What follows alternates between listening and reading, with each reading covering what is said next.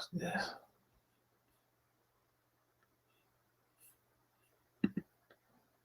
Okay. Let's see. Make sure I got this.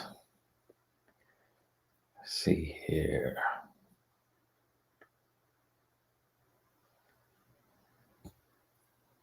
Make sure this is working. I could send this. Now this here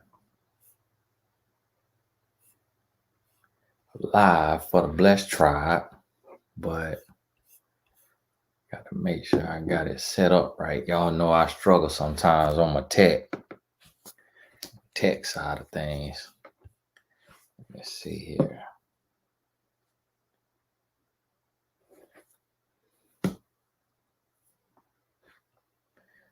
Make sure I got this.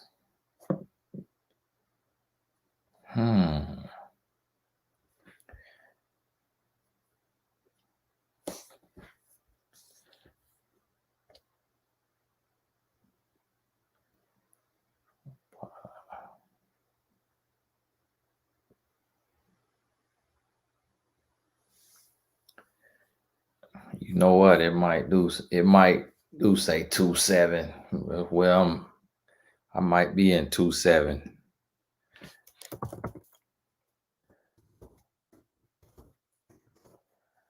Change that to 4.7 if I can. YouTube been acting up, so y'all got to forgive me. Let me try to get my YouTube situated here. Like the internet. Available. Yeah, YouTube acting up right now. Might be too many people on live. Let's see something. I don't know how I thought it was February. What I was thinking. Let me see something here. Y'all forgive me.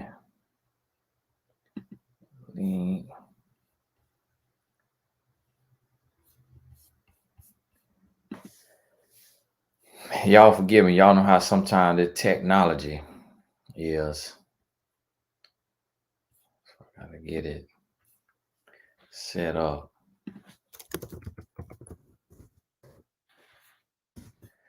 Hopefully this working. Alrighty. Okay, I think I got it working.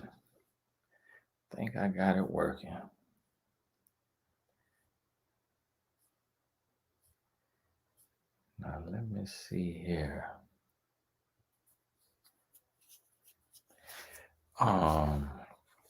Brianna, no, it's not too late. Just when you send in your new address, just put in there, just put in there that you sent one with your old address. And then make sure you also, when you get your new address, make sure you have a forward just in case it be done went out. Make sure you have your address forwarded. Now on the Q&A, y'all put #Q so I could see your question. And then when I see it, I can add it to the screen here. And this, like last time, it allowed me, I was able to kind of go in order. Whereas when I do it on the regular inside of YouTube, it don't just sit there. It go with the chat, so I can never see it. Now, y'all forgive me 1 second. I forgot to invite the Lord in the room.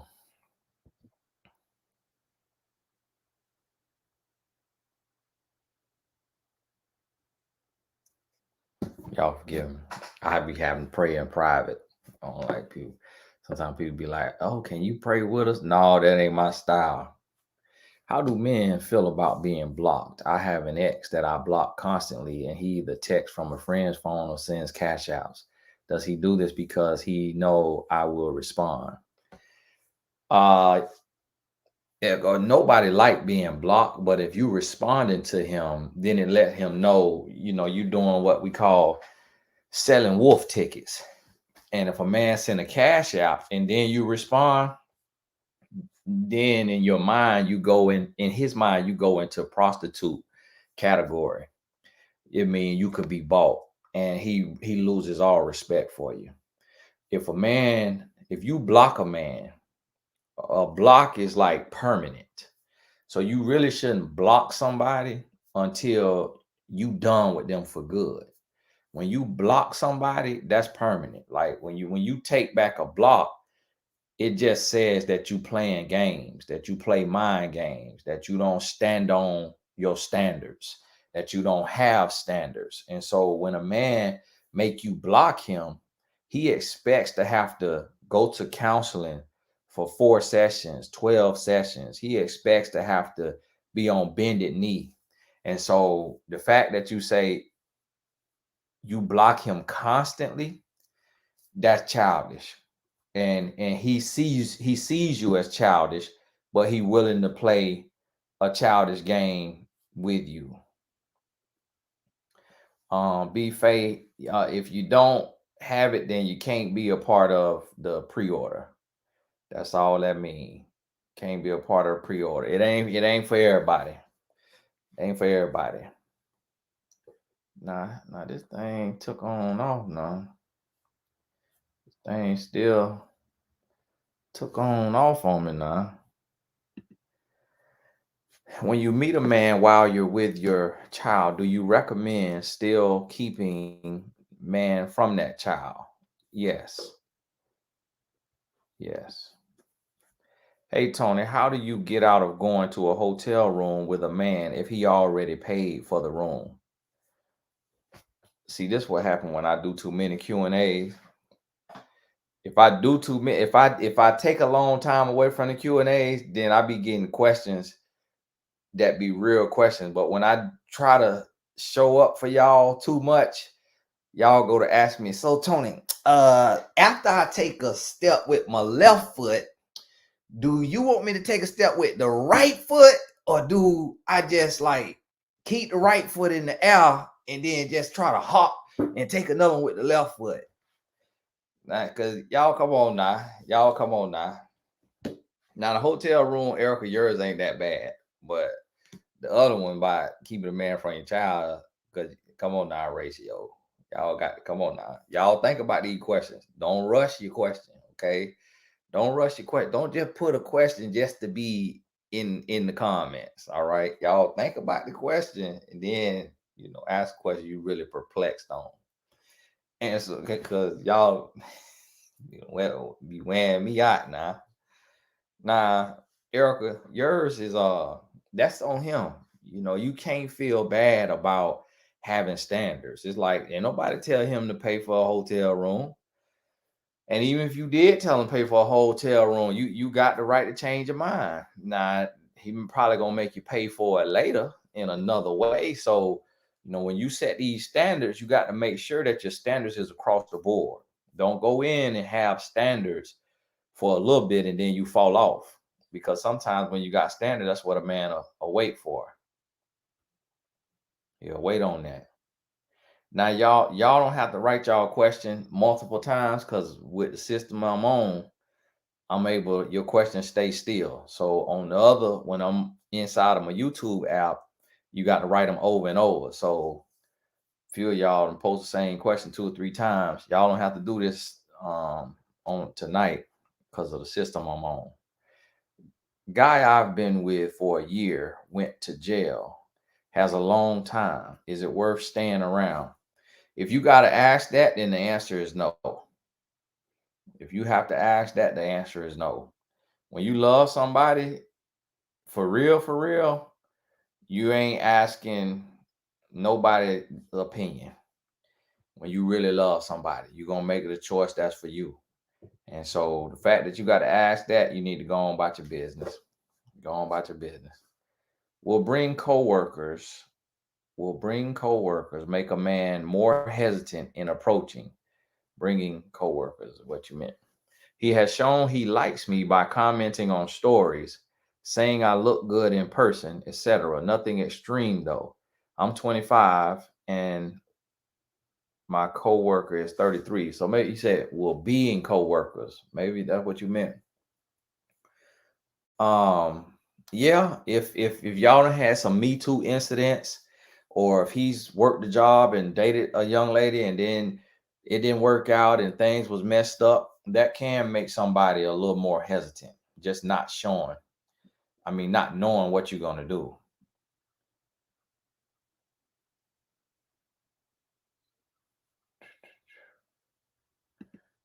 Um, Friends, make sure y'all put the hashtag Q in front of your question so I don't accidentally skip over you. How do I avoid to frustrate my boyfriend when it comes to I've been off of it for years? You can't avoid that. You can't avoid that. And don't try to compensate for it either. How should I go about my boyfriend of 7 years on and off getting his first apartment and now putting all of his focus and attention on work slash apartment and is disconnected from the relationship? Sis, that's your sign right there. That's your sign. A boyfriend of 7 years on and off is not a boyfriend. That's not a relationship. That's like a pen pal. That's like a friend with benefits. And it's certain circumstances that I've seen. Typically, when a man come into a lot of money, men will string along a woman for a long time because he's thinking about a prenup. He's thinking about sowing his wild oats. He's really wondering if the woman is worth half. If he doesn't do a prenup and he gets with her and then things don't work out. But a man who is not a millionaire, who a man who is not a millionaire should never take more than 3 years to marry you if he 25 or older, unless there's some other extenuating circumstances that, of course, it could be a whole laundry list of them that I am not listing. But, it could be some other things like maybe he's deployed, or maybe just he's in medical school, or the equivalent of some type of training that's stealing all of his time and energy and focus. Some things like that. But 7 years on and off with a everyday man who moving into an apartment, and now he putting his apartment and work in front of you, that is just you wasting your time. You wasting every last bit of your time. You hear me? All your time getting wasted. Go on about your business. Go on about your business. Let me grab this VIP. Somebody jumped in the VIP line. Courtney, God bless you. Can you become the girlfriend after being the side chick? Unfortunately, I was a side chick, and now he's unfortunately, I was a side chick, and now he's single, and we've been talking about marriage, but I feel like I would never be able to trust him. We've both grown a lot. Well, I'll tell you this. If there is no trust, there is no relationship. And as other people have told you, you lose them how you get them. So that is not always true, but if you was a side chick, and see, the thing is different types of side chicks. It's side chicks who don't know they the side chick, and then it's side chicks who know they the side chick. So if you was a side chick and you knew you was a side chick, a man really don't respect you. He doesn't respect you as a woman. He doesn't respect you as a classy woman. He'll sleep with you, he'll talk to you, he might even marry you, but he's not going to respect you. He marry you because he know you lack standards. He knows that you lack some self-love. So he will marry you because he can play you like a fool. Because if he had you as a side chick, that let him know that you're willing to play yourself. And so you never want another woman man. You never want another woman man. That's not a good position to be in ever in life, ever. There's really no exception to the rule. Some women say, oh, well, my man left me for his mistress, for his side chick. If she knew she was a mistress or a side chick, then he left her because she easier than you, and he could get over her, on her more than you. If she didn't know she was the mistress of a side chick, then he didn't leave you for her in the same way. It's because it now he could actually love her. That could actually be his soulmate, and you was the mistake if she didn't know it. Because a man who really if a man respect a woman, he's not gonna ask her to play second fiddle. He's not gonna ask her to be a co-star, to be a side chick. He ain't gonna do that. He gonna play the woman he with to the left, get out of that situation, then go get that other woman. And even though that still is wrong and a little messy, that's just what's gonna happen on average. Kimberly, God bless you. Now, recently, 2 months divorce, and I asked him to not tell me when him and his girlfriend of 1 year, LOL, go out the country for trips. He refuses to listen and says it's because I have the only humans, kids he care about. Am I wrong? Yeah, you're wrong. You in your feelings. You in your feelings and you're jealous. And so you got to confront that. If you got his children, then he supposed to tell you where he at and what he doing in case he come up missing. You need to know that. So you got to get out your feelings. And he really ain't telling you for you, just you. Now he might be telling you to rub it in your face a little bit, but if you got his children, then that's totally different.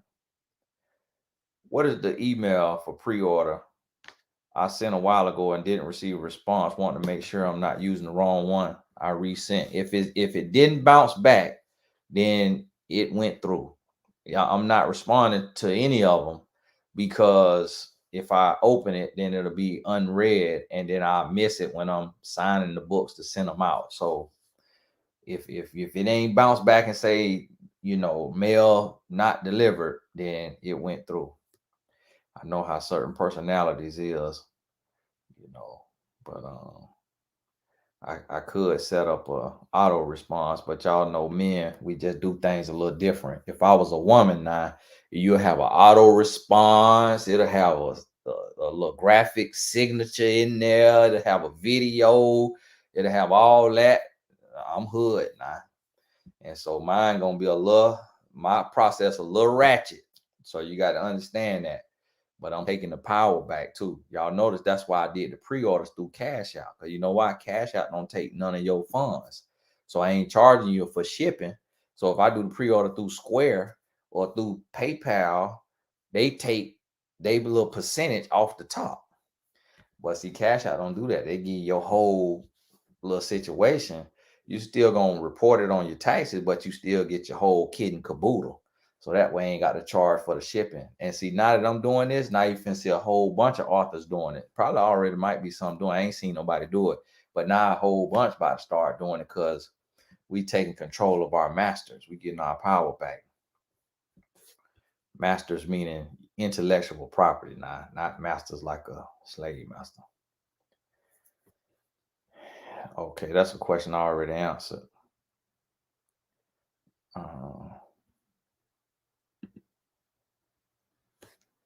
Do men wait to approach a woman they're interested in?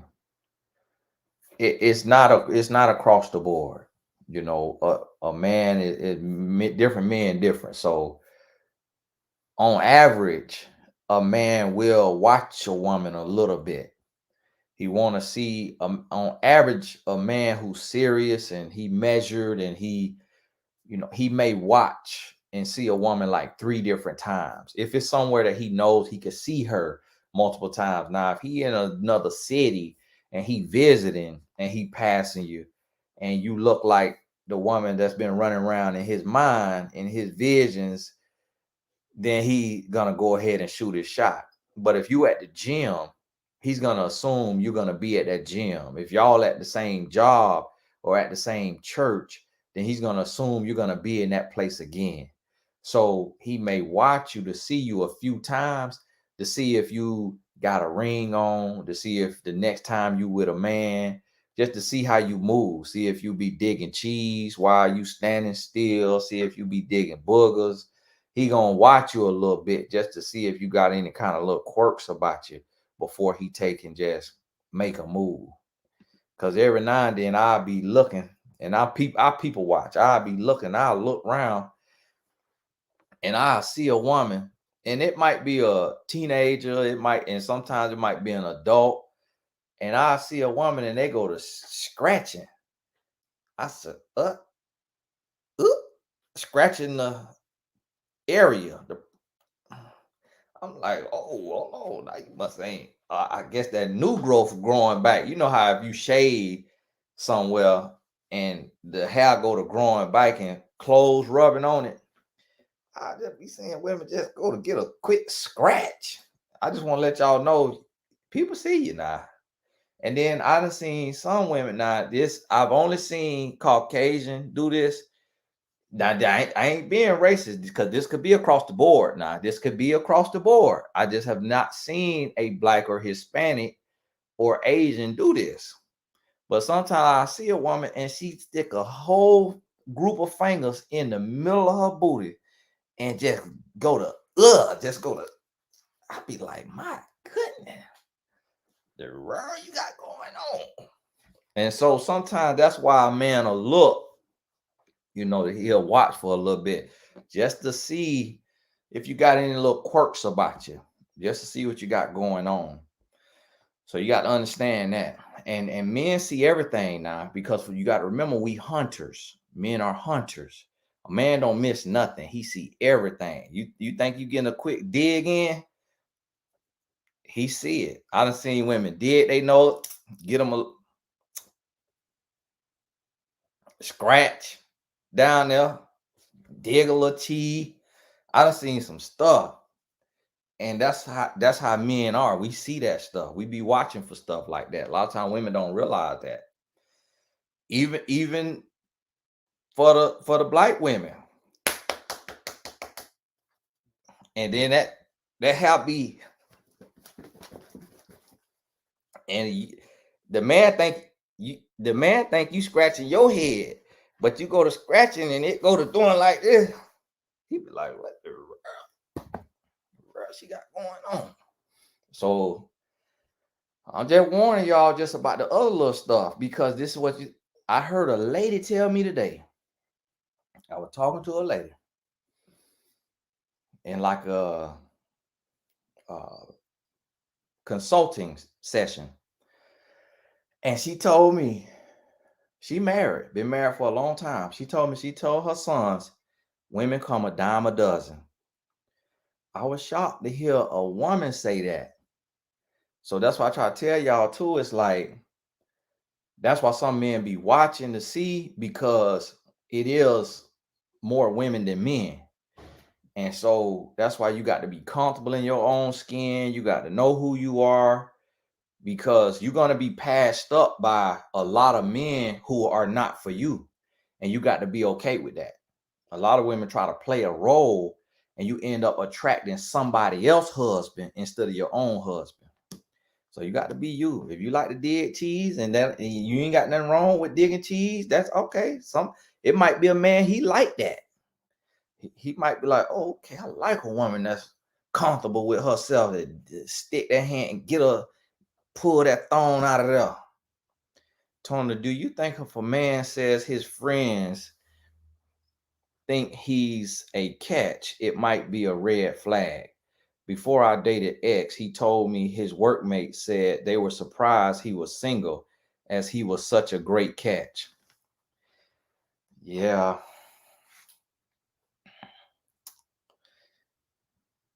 Yeah, that just don't sit right.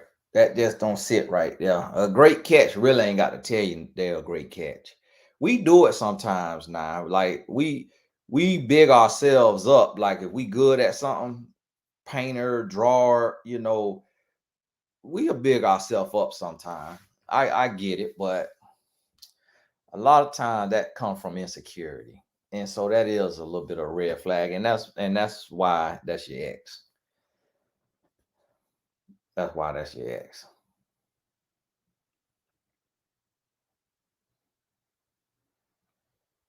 Let me see now. Let me see. Tony, how do I find men that are outside of the black race, looking to date black women, trying to stay away from the online dating, like you always say.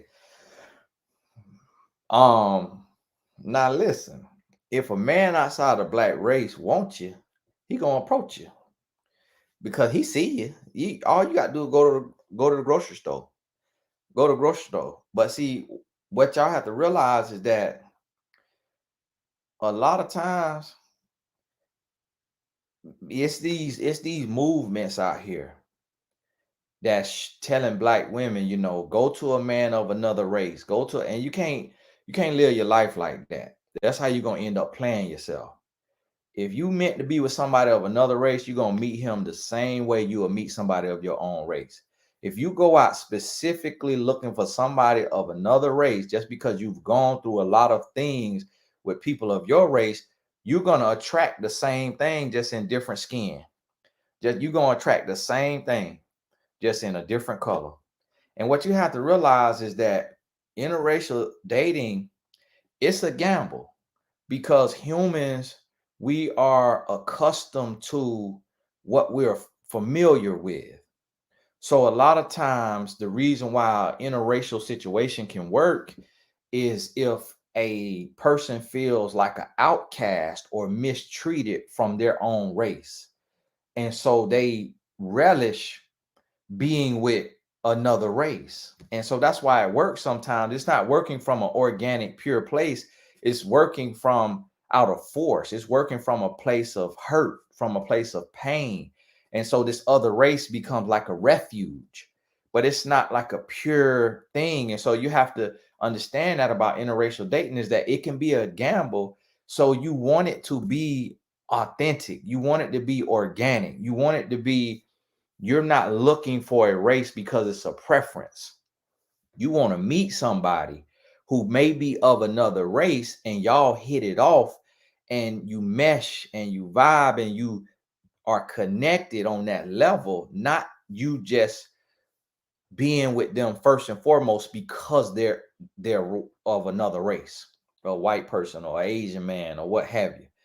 And to be honest with you, a lot of white men that get with black women, they got their own interesting quirk. And that's why a lot of times black women feel so loved and so praised and so adored by white men, is because, for one, a lot of gay white men get with black women because they know that majority of the black men you done been with have done you wrong, and that you just looking for a safe haven, that he knows that he can be bisexual or he could be on gay on the down low, and that you won't look too deep because you've been hurt so much. And so a lot of men hide their sexuality by going to another race. Black men do this, white men do this, Asian. And the reason why men do that is because they know that the other race isn't as familiar with the signs. Where it's like, if you are of a certain race and you meet, if you're a woman of a certain race and you meet a man of your same race, if you grew up around your race, then you kind of know the mannerisms, the behaviors, just the energy and the feel of a heterosexual man of your race. But when you go and get around another race, if you haven't been immersed in that race, you might not pick up on the subtle signs. So it's a lot of men who like men who are married to a woman, and us men, we could spot the man easily because we are men. We when you a man, just on a man energy where he's at. But see, a woman, if you haven't been around a lot of men like that in a very close-knit way, you might not recognize it. And the same thing with women. A man could see a woman, and this woman might go both ways, and the man can't tell it. But another woman could see that twinkle in her eye, could feel that little vibe. And so another woman could say, and it happened the other day. We was looking at TV, and there was this young lady on the TV, and I was like, man, I really like her hair. I'm like, that's a dope hairstyle. My wife said, yeah, but she got the energy. And I sure enough, I looked up the lady because she had a business and we looked her up. Sure enough, the lady is with a lady. She date women. I could not tell that because I'm not a woman. But my wife, from being around women her whole life and playing sports, playing basketball, where this happens a lot at, she knows the energy, the look on average. Not all the time does it show.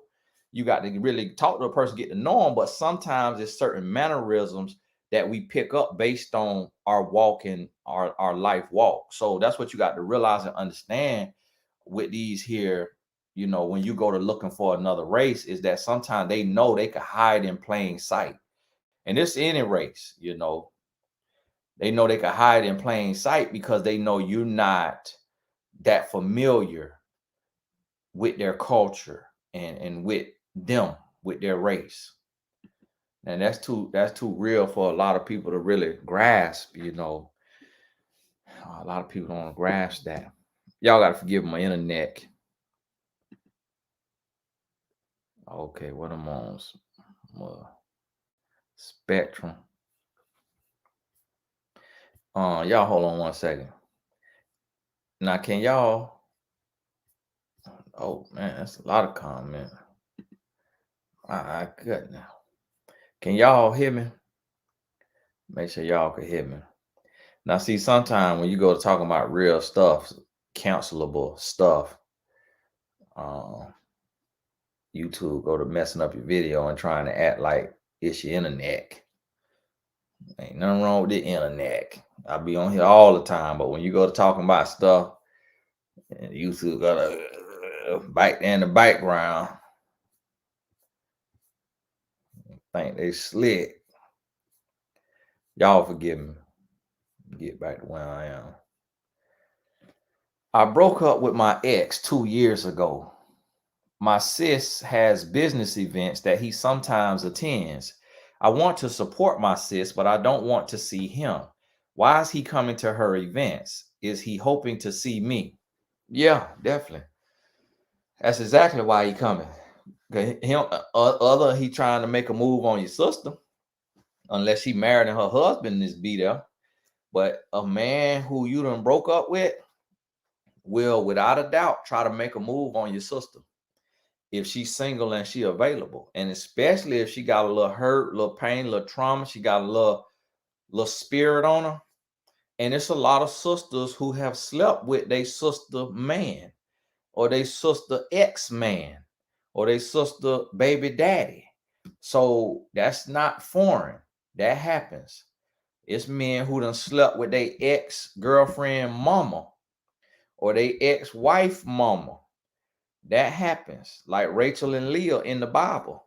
It's a lot of women who bought the Hunger Games. So you can't, and that's one thing I don't, you can pass humans. Humans capable of anything. So he could be there for her if she's single and available, or he could be there to see you. And so you just got to now. If she's not available, then he there to see you. Unless he just really need the business event, unless he just really need it. But it's okay if it's my sibling and she say, hey, I want to come to your event, but my ex-boyfriend be coming. If I know him, I'm gonna say, hey, bro, it's really not good for you to come to the event because my sister want to come. Now I'm a man though, you got a sister, so she might not feel as comfortable approaching him like that, but that's what really need to be done. Like, just let him know, like, hey, you really not welcome because you my sister ex. That's what really need to be done. But and if your sister don't want to do that, she could just not be confrontational, or y'all need to have a little conversation. But she should be okay with sending that little message. If now YouTube want to play some more, they done back there and deleted some of the viewers to put me on the devil number. Now come on now y'all need Y'all know I don't ask y'all to do nothing. You might need to share this. So we stay from around the devil numbers now. I got to shut the whole lie down and get on the devil number. If separate with husband because he cheated and then decided to work on it, got back together. 6 months later, he went back to cheating with the same girl, left since 121. Now he gone about your business, sis. Go on about your business.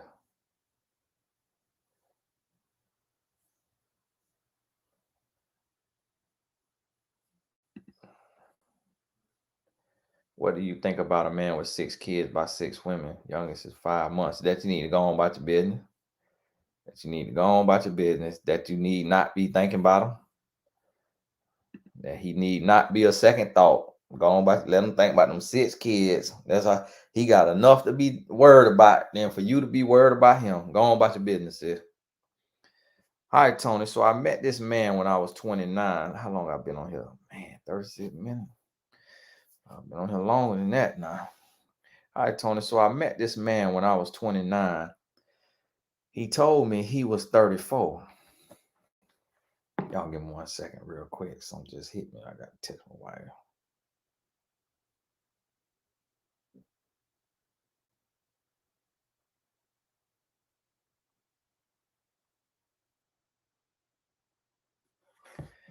All right, Tony. So I met this man when I was 29. He told me he was 34. Found out later he was 40.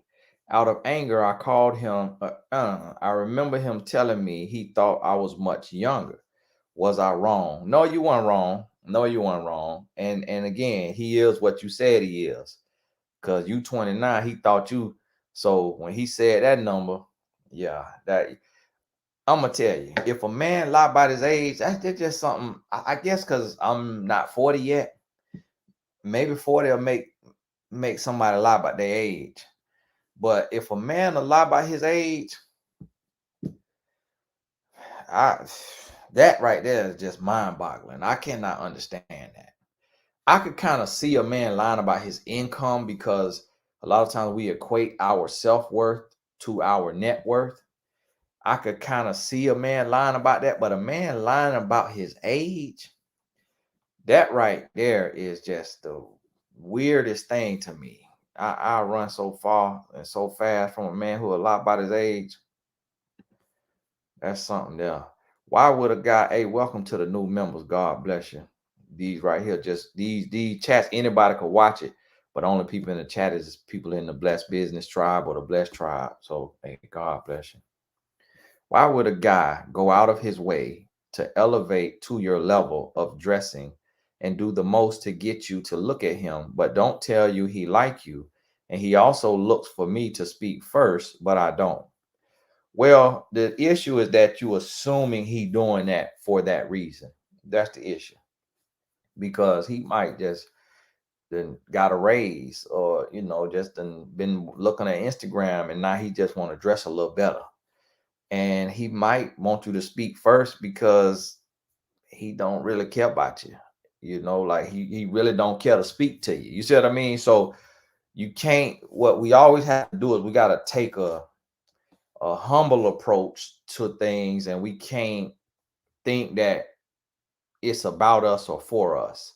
And if we find out later that that's what it is, somebody tell us, it can come through the grapevine or whatever, then that's a little different. Hey Tony, can you do up-to-date video about men that uses tactics to make women do things they don't want to? Really ain't no up-to-date video on that, sister. All these videos that's on here, that's principle based, you know. That's principle based. Why do some dads put the before the oldest? Because on average, it's because a man is growing. It's because when he had his oldest, he was disconnected because he was very immature and he just didn't know how to love, and he didn't know what fatherhood was. He didn't know what love was. But then as he grows, he starts to heal more, he starts to learn more, and his life starts to change.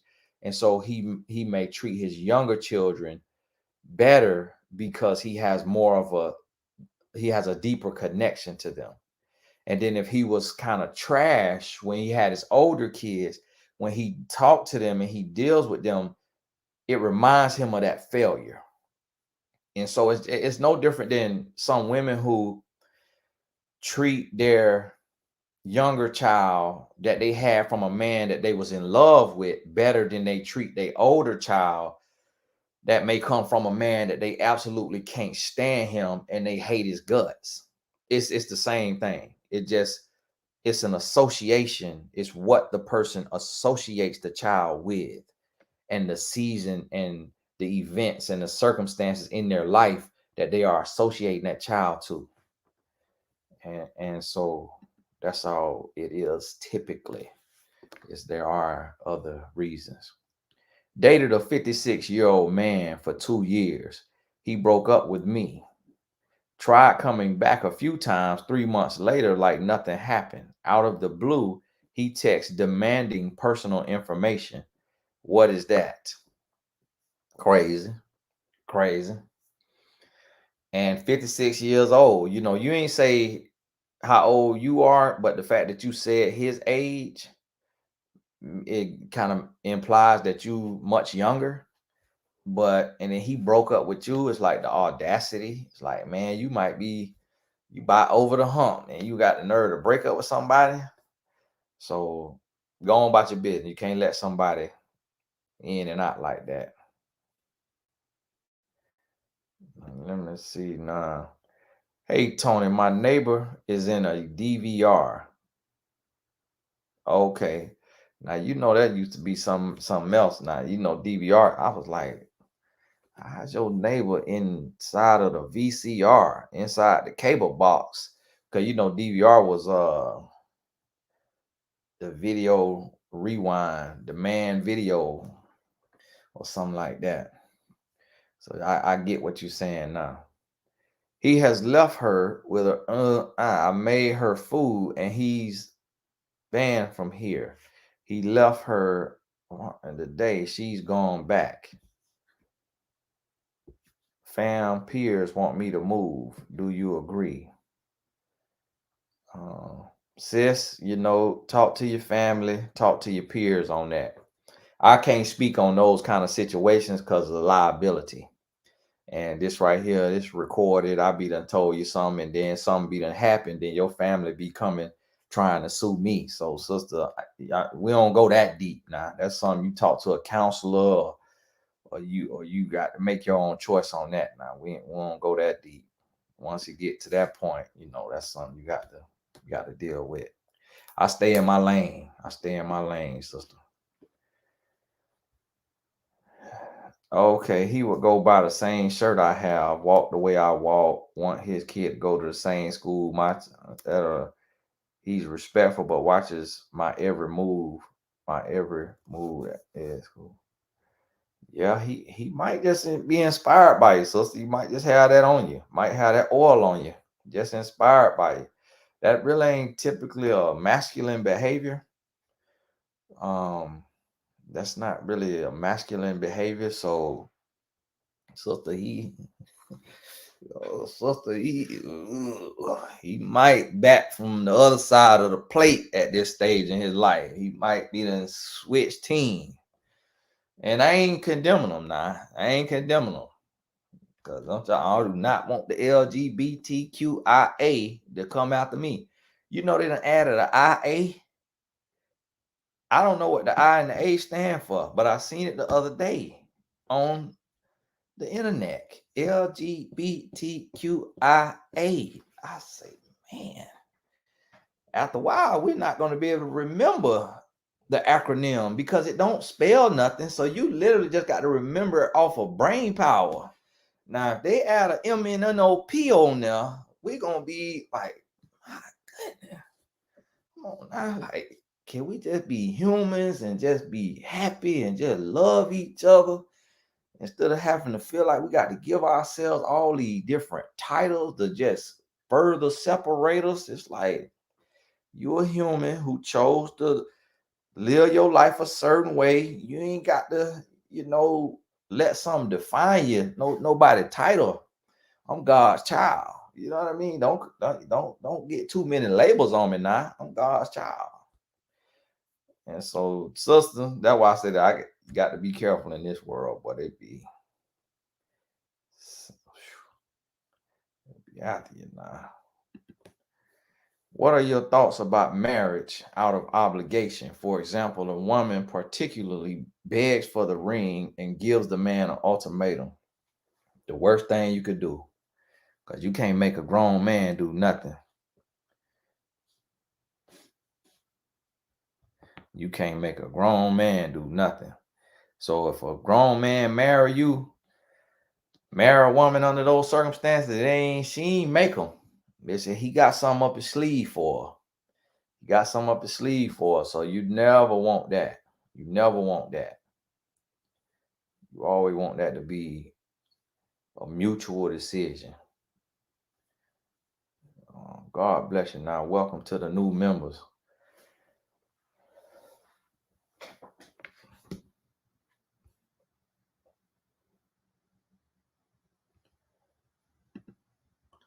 That's my little site I made right there. Caramel Kiss put on there.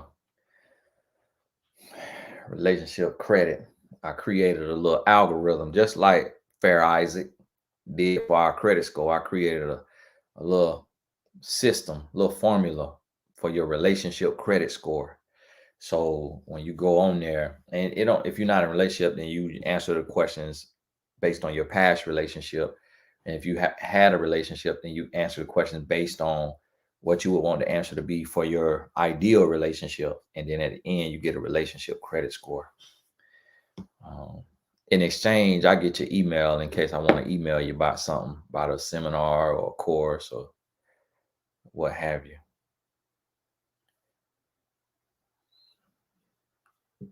Let me see. Does it mean anything when a man is always telling stories about his past relationships and women he's dated? Yes, it means that he did not go to therapy or coaching. And so therefore, he's telling you all this because you his therapist. He's using you as a therapist. And a lot of humans do that. As humans, we utilize our friends and our family members or the person that we're in an intimate relationship with as a therapist instead of going to a professional. We'll do that. And so I'm finna find me probably a little 70, 80-year-old therapist out here. That's why I could go in there and talk about y'all. Selling not. So yeah. So what I gotta tell you now, let me tell you what they gonna ask me now. Somebody who don't know me, don't care nothing about my brand or business, and don't even got social media. I'm finna Google and get on Yelp and see who out here. Yelp, send me a check.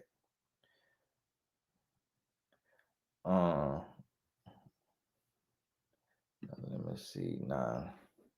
What is the cutoff time when you both want to take it slow, getting to know each other before you decide to move forward with a committed relationship, 1 year, 2 year? Now, y'all taking too long. Taking it slow to get to know each other, that's like 3 months, 6 months. Like life is too short, too precious to be taking a year or 2 years and not have a committed relationship. It don't take that long. And so you got to make sure what that is a sign of is that y'all have not healed. So when you heal, you gotta, and heal don't mean 100%. You might be in the grand scheme of things, you might be 70%, 80%. None of us are 100% healed from everything we've gone through. That means you complete, that means you perfect. None of us will ever be 100% healed. We'll always feel a little something, have to overcome some things on a daily basis, have to overcome some thoughts, some triggers that happen. We have to address that, confront it, make the right decision on how we respond to it versus to react to it. And so we never 100%. Now you could call it 100%, semantically. I don't know if you can use that in that context, but we're going to do that tonight. Semantically, I like the way that sounds. you could do it if you want to, but technically you're not 100%. So when both people say, hey, let's take it slow, getting to know each other, for a woman, that means you're not healed. For a man, that could be a play. For a man, for most of the time, a man, it's a play, because men really don't, 9 out of 10 men don't heal anyways. Don't try to heal. It's special men out there that'll heal, but most men don't heal, uh, and don't really try to. So for a man, that's typically a play. So y'all got to understand that. God bless you. Now, Caramel Kiss. Last time Cher was on it. Not this tonight. We got Caramel Kiss on it, on the promo. Now, God bless the moderators helping us out. God bless you. What does it mean when a man asks how much I paid for something, or how much a monthly expense is, like rent, car, etc.? It mean he knows it and he pocket checking. It just knows it. That's just how men are, and that's pretty much how all men are. I was with a guy today that I know, and I blessed my wife with a new car for our anniversary, 15-year anniversary. And she make posts of her and the boys in the story. And so some people who know us personally, they say, okay, this is a red interior, it's a top down. They know we didn't have a convertible, but so people been asking, hey, did you get a new car? Did you get a new car? And when I saw my guy today, he was like, hey, so is that the little boy, like the baby car, like the size of it? And I just went ahead and told him, because I knew he was getting that. I said, well, I paid such and such for it, and just go ahead and let them know, because that's just how men are. We like to calculate. We like to put things together with the numbers. Because I have to catch myself when I'm talking to a client, male or female client. I'd be about to ask, so now, so how much do you get? So what's the salary on your job? Oh, okay. I had to catch myself. We just nosy as men. And a lot of times, men, we don't have a lot of tact. We just we ask. I got one homeboy, that man will ask you anything. And it just, he don't mean nothing by it. He just the innocent. So yeah, so like so like today, how much money you got in your bank account today? I just always wonder like what it's like, well, for people who entrepreneurs. So like, how much money in your bank account today? Like he will ask you anything, and he don't mean nothing by it. Like you be in person with him, and he'll ask you a question that's so personal, you really don't know how to take it. So honestly, that's how men are. And I know a lot of women on here, a man have asked you how many men have you slept with, and you like, hold on, bro, like that's a real personal question. Like, my goodness, is you Jesus? Like, am I standing at the pearly gates trying to get in? Like, my goodness, what else you want to know? But that's just, so as a woman, you got to be okay telling a man you worrying about the wrong thing. And you want to find a phrase that's not too confrontational, you know, something that, but just, oh, you worrying about the wrong thing. And a man, he'll catch himself and most likely laugh, laugh it off, because men, we know we could ask questions that's a little personal. Geraldine, God bless Geraldine, said she had to get in the VIP line now. She said she got VIP line money. She said, yeah, y'all asking all these questions, she need to skip the line. Can't get child support because dad is on SSI. Ask him to help financially. He gives his son $20 once a month when he sees him. Should I ask him to give it to me or leave it alone? Geraldine, just leave it alone, Geraldine. Just leave it alone. $20, sister. Come on now. Come on, just leave it alone. And the man on SSI, he already down bad. It's like, listen, it's like my football coach used to say in college, that's how the mop flops and how the cookie crumbles. It's like sometimes life just gonna hand us something, and we just got to play the hand that we dealt. Your child father got $20 a month for his son. He on SSI. Just chalk it up. Say, Lord, Lord bless this man. Let him come into a windfall of money from somewhere. Because he might be giving your son the $20 like the woman who gave the 2 pence in the Bible. That was all she had. Now, if he got 200 to give and he giving 20, then he nasty. But that $20, it really ain't gonna do you no good. Not today. Not with this inflation. You can't even get your drip of gas. You can't even get from the gas station up the street to your house off $20 right now. I don't know what Joe and Kamala up there doing. It's like, come on now, Kamala. I done learned how to pronounce your name. You done went in there. You did all that stepping going in there. And all this Howard and all this skee all the and not these gas prices. And Joe, you done told us we vote for the other man, we ain't black. So we done forgave you telling us what to find our blackness. Then put your butt in there. And now you got these gas prices. Say, Lord. That's why people say, who you vote for? Jesus. Because it don't matter who in there, we going to need Jesus. Don't matter who we put in there, we're going to need Jesus. He's locked up in FCI, Federal Correctional Institute, maybe. That's what that stands for. We've been corresponding in every way for 8 years, and my only fear of being with him comes from what people say. Should his record in incarceration be the measure of his character? Sister, you have to realize he might be why the caged birds sing. But what you have to realize is that if he did something to get in there, that's poor character. If he did something to get put in the Federal Correctional institution, and it's been 8 years that he'd have been in there, he got some real time. That brother got some real time. Now, if you done been with him for 8 years, it's like, it's kind of one of them things like,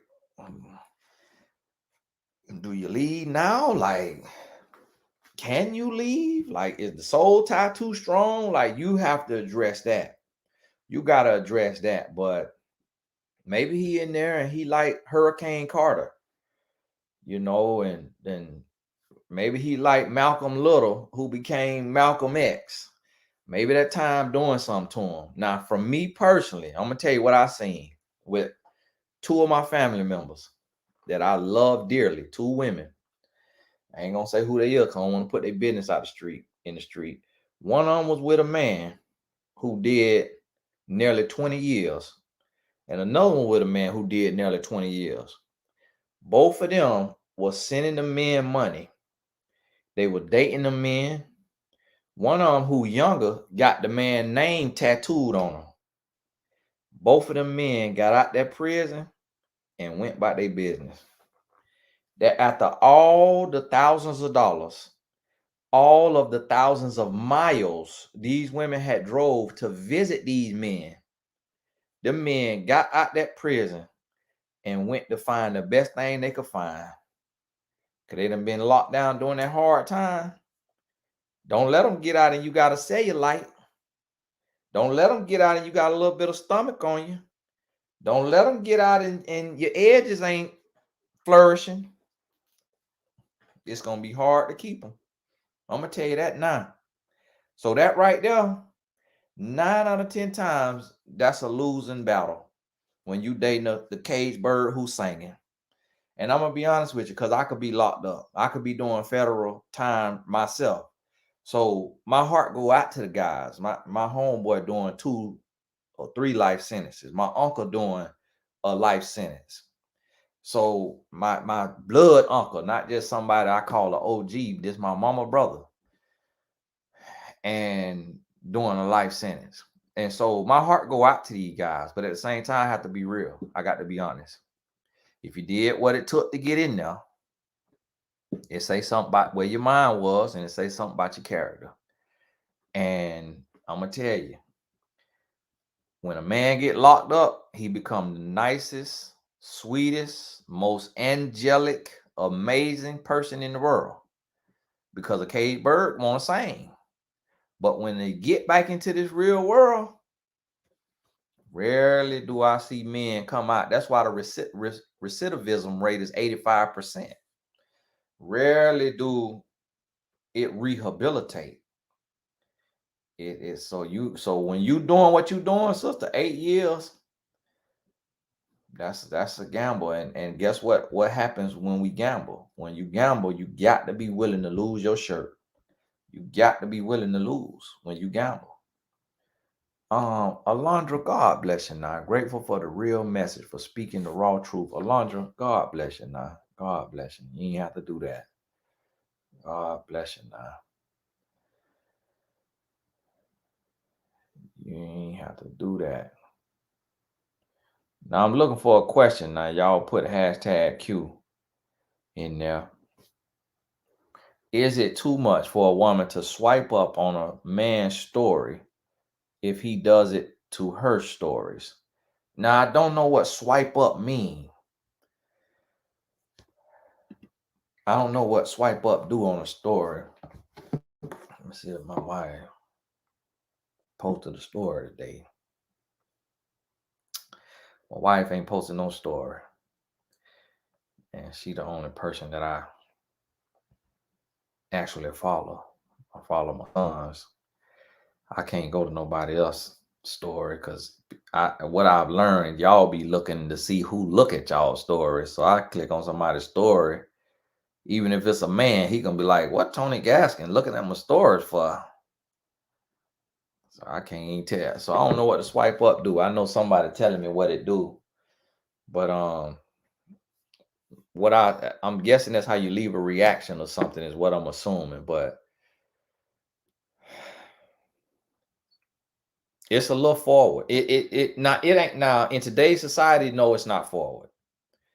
With the type of men in today's society, no, it's not forward. That's what they want you to do. That's what they want. But I'm old school, and my wife old school. I was talking to her the other day because I was asking her about like, would she ever, if she was single during Instagram time, would she ever like a man, like multiple pictures of a man that she wanted to date? Like, would she like multiple of my pictures? She said, absolutely not. She's like, absolutely not. And I believe her because that's just how she is. She not gonna chase. She not even married now. My wife don't sweat me. Like she just has never been that type of person.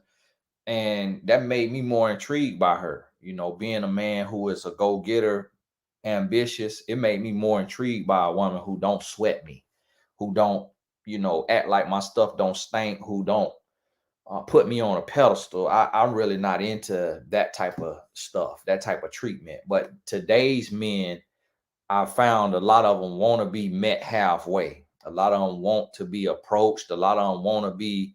A lot of men today want a woman to shoot they shot at them, and that to me is weak. That to me is not manhood. That to me is a man operating from insecurity and from fear and from weakness. I don't like the terms alpha male and beta male, but that would be a beta male to me, a man who want a woman to shoot her shot, want a woman to come at him, want a woman.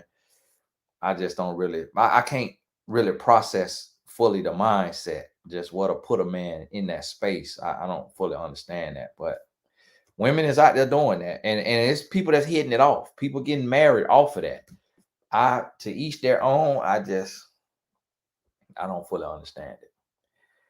Why would a man constantly ask you to have his baby? Ask, do you love me? But would never ask for a relationship. It's just a weak, immature man. And when I say weak, I mean insecure, lost, meaning he's weakened. Not like meaning, I'm not saying punk. I'm saying just he insecure. He has not been affirmed. He does not know who he is. And so he's wanting you to be the human who affirms him. Had his mother affirmed him? Had his father affirmed him? Those questions and things like that without a relationship would not, you know, be the case. Let me see. Now I'm looking for the question. Now it ain't.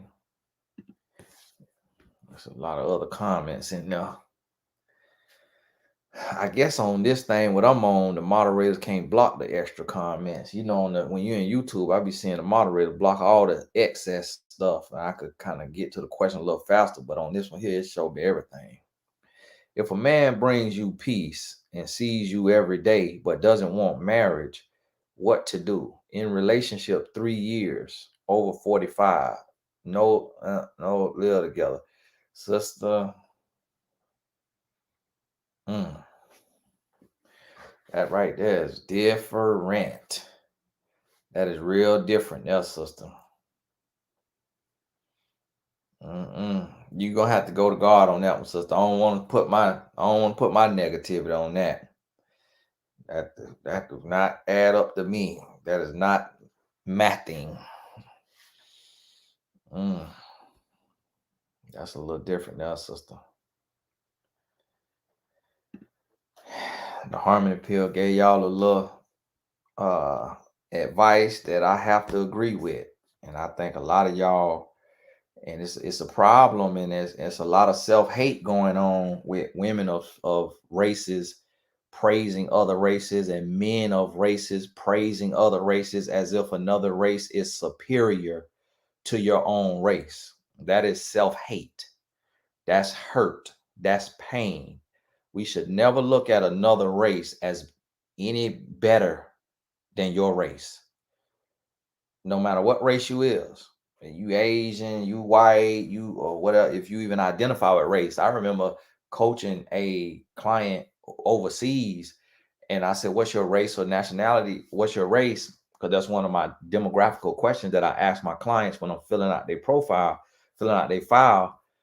And they said, "What is race?" The client said, "What is race?" I was like, "You don't know what race is?" I think maybe she was in France or somewhere and was like, "What is race?" I was like, "What the world? You mean to tell me this some America done sprung on us that ain't worldwide?" And so somebody else here giving y'all some advice. And I'm telling people making whole businesses out of making whole YouTubes out of leave your race, go to another race. If that ain't the most self-hating, one of the most self-hating things that I have heard, y'all really got to evaluate that. You got to really think about that. It's different if it's just a man who happened to be of another race treating you better than your exes. But to just say another race, a whole nother race is just better at loving your race, you're gonna end up getting hurt.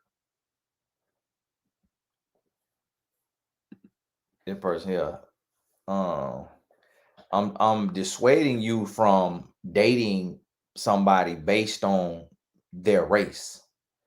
So if that means dissuading you from dating out, then take it how you take it. What I'm saying is you should never choose somebody just because they are a different race. And so understand that. And there is nothing wrong with people choosing their own race. That don't make a person racist because a relationship has to be built on foundation. So if in my race and culture we have a belief system and another race and culture has the opposite belief system, our foundations, what we building on is different. So we can't, look down on people who say they don't want to date outside their race. And then we can't look down on people who do date outside their race. The key is what's the motive? The key is why are you doing it? That's what you got to focus on. That's what you got to look at. What is your motive? If you just doing it just to be doing it, that's the wrong reason. I'm in a relationship with this amazing man. We're moving to the UK come September. Where y'all at now? Should I be concerned about him coming from a different culture? I don't want to have any issues with his family. Yes, that's reason for concern. On average, when you come from a different culture, it's gonna be people in the family that's not cool with it. It's very rare that everybody in the family is cool with their loved one being with somebody who has different traditions, different belief system, or different, cultural norms. And so it's a learning curve, it's an adjustment. And so that is something that you got to be ready for. And depending on the family member, some family members will hurt your feelings. Some family members will ask you some disrespectful questions. They will make some, they will insinuate some things.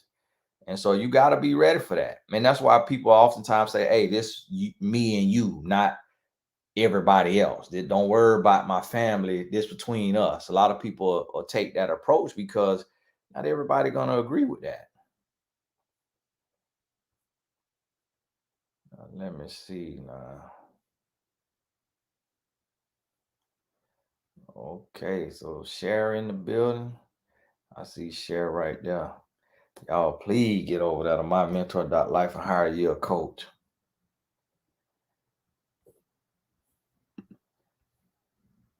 Got us a few commercial breaks. Now I don't ask the moderators to do that, but I sure appreciate them. Looking at.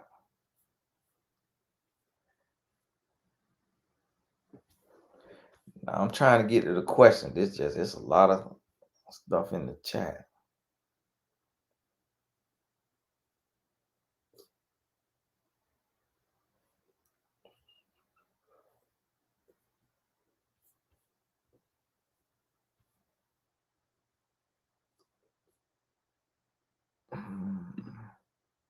Somebody kind of asked this earlier.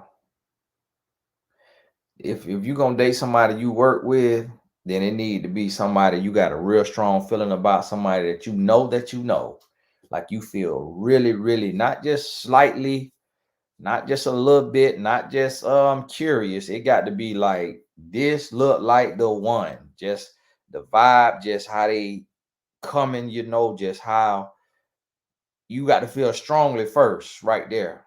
And then go and get to know them for a day or two, date or two. Don't do nothing too deep to where if you just go on a date and then it don't work out, it's not that big of a deal. Oh, I don't went across an hour now. So we got about what? I do an hour and a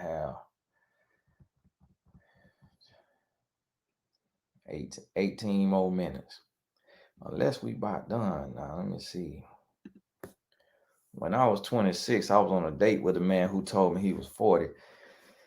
Then he said he was 45. Then 50. Yeah. Black don't crack now. Man, with all kind of ages. More precious than ruby. God bless you now. Blessings, Tony. My male coworker told me he goes to the club just to dance. Although he seems serious about work. I thought of what you said about this topic before. Should I be careful in the workplace with this character? Now, listen, it's like this right here now. A man who say he go to the club just to dance, he need to be able to dance like Chris Brown, or he lying. He going in to pick him up something. Going in there to pick him up something. The club, that's hunting grounds. Unless a man got money or a new outfit or something he want to show off. But club, that's hunting grounds for men. So and if you over 25, then that's a red flag. Me, myself personally, as a man, 38 years old, I really wouldn't too much trust a man who go to the club after 25. Now he under 25, I kind of get it. Over 25, he's still going to the club. God bless you now. I mean, celebratory every now and then, but if you're in the club every week over the age of 25, we need to sit down and talk about purpose, talk about gifts and skills or trades or something. But yeah, that's a red flag though. And a man who clubbing, it's a red flag. Cause even if he going to dance, them dance moves turn women on in the club. So he leaving with some phone numbers. So unless y'all start dating and you go in the club with them and then y'all in there like say the last dance and y'all like there in the dance floor showing out like say the last dance. They were interracial for those of y'all who's so ready to date outside the race. Y'all be in there like say the last dance. Dating a guy I knew from high school, he always wanted to date. But I went to college in Michigan and him in art institute. Now, is that in Michigan or do that say something else? That stand for something else in MI and him? Oh, an art institute in Chicago. We now live in the same city. He loves me and I love him as a man, but not physically attracted. Thoughts? Oh, okay. You know him from high school. That was the key. Okay. Michigan, Chicago. Ugh. Sister, I'm gonna tell you this here. I'm gonna tell you. I don't recommend dating somebody you ain't attracted to. Now here's the thing. When I tell y'all judge a man by his character, judge a woman by their character, it does not mean that just because they got amazing character, you just throw all attraction standards out the window. Like you still need to be attracted to somebody to a certain degree, even if you attracted to their mindset. That's still attraction. That might not be physical attraction, but now you not physically attracted. The thing about it is typically over time, a man get worse with time.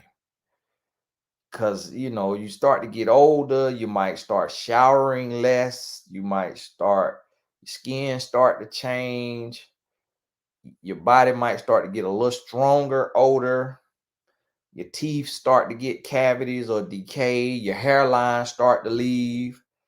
So a man is not like, on average, us as men, we not like wine.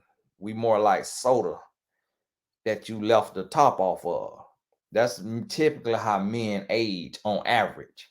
So if you're not physically attracted to a man right now, he might look like chewed up bubble gum in 10 years, 15, 20 years. So if you can't be attracted enough on the love, on his personality, you could end up finding yourself cheating and ruining everything. So you got to really think about that now. More pressing than Ruby. God bless you. Yep, he just turned 30. SMH. Thanks, big bro. I'm thinking this was the question about the man in the club. Bree. Now what? Now hold on. Now you sent another question for $20. What this question $50? That's American money now. Now what you out there doing? Yup, that was Michigan. Also, this is just a seed. You taught me so much, and it's changed my life and helped me get a six-figure income working at Google. Thanks so much. I hope none of your coworkers ain't on here. Hey, you see, all kind of money. You need to tell your coworkers stop messing with my lives out there at Google and bring me in for one of them Google Workspace talks. See, they don't like to bring country people from the South. They want to just bring people from San Francisco in there. It's like, bring us in there. But Bree, God bless you now. You out there doing good. I'm like, my goodness. My goodness, God bless you, Lord. Bless her 1,000-fold. Sister out there blessing fold. God bless her. I got people on here making six figures. Y'all thought the country boy wasn't doing nothing. There's people on here work at. Uh-huh. Yeah. A lot of y'all, oh, he country and dumb. No, nobody want to listen to him. Listen, there's people on here make six figures. What you got to say now? Ooh, Lord, bless me. I'm moving on up now. Yes, Lord. Now, everybody count now, but sometimes when people get them an education, people get them a good job. A lot of people could look down on other people. Oh, you ain't got my degree. Oh, you don't talk proper as me. And they'll look down on you now. So to see people who get them some education, work in corporate, and they could be humble and they could understand the difference between knowledge and wisdom, or just like smarts and wisdom. You got to respect those kind of folks. Thoughts on dating a broke man? Sister, it ain't gonna be easy now. It ain't gonna be easy because most men equate their self-worth to the net worth. So I'm gonna tell you, when our money funny, we act funny on average. I can't really think of many men who gonna be chipper and loving and just pleasant to be around if his money funny. That's just a rare occurrence. It might be. Now if a man comes from absolutely nothing, and he slept outside sometimes, he slept in a car sometimes, like just really humble living, he may be the type that is emotionally intelligent enough to deal with financial struggles. But most men really gonna personality gonna be off when the money is funny. And some men could have money and go through tight seasons because stuff changed. Like a man could be a millionaire but have to retire from his job, or he's not producing right then, or the industry changes and he got to adjust, and then that man could become totally different. Somebody else got in the VIP line, y'all. Let me catch this real quick. Is it unrealistic for me to strongly desire marriage at 23? Friends and family advise me to have fun and date around. Says it's unrealistic to find a husband at this age without kids involved. Thoughts? Nothing is unrealistic that you want for you. So you got to know what you want for you, and you got to be ready for it. You got to be prepared for it. It is a new day and time. My wife, we got married when she was 19 or 20. And so, yeah, she was 19. And so it happens, but you can't just solely depend on that. So when you are ready for love, you should be so busy in your work and your purpose that a man gotta distract you. Like he gotta come and get your attention. You shouldn't be walking around, need some Gatorade, need somebody to pick your tongue up off your foot. You need to be locked in and focused. You need to be building, whether it's your career, you working in corporate, or whether you entrepreneur or you doing both, but you need to be locked in and focused. And then the man for you, he gonna come and tap you on the shoulder. If a man brings you peace and sees you every day, we did that one. Geraldine posted that question 90 times. I think that's why Geraldine got in the VIP line up there.